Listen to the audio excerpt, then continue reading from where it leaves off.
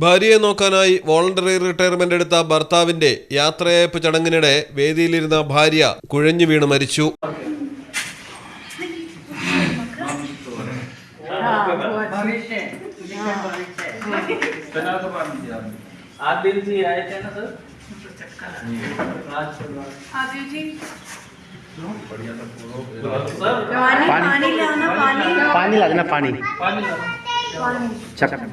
चक्कर पानी ला दो पानी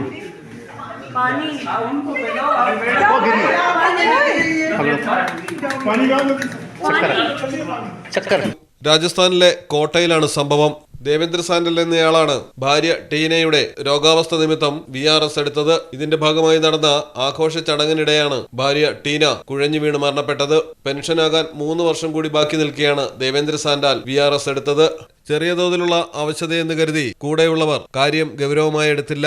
ഇതിനിടയിൽ ഫോട്ടോഗ്രാഫർ ക്യാമറയിൽ നോക്കി ചിരിക്കാൻ ആവശ്യപ്പെടുകയും ടീന ചിരിക്കുകയും ചെയ്ത ശേഷമാണ് മുന്നോട്ടേക്ക് വീണ് മരണപ്പെട്ടത്. News desk Malayalam television.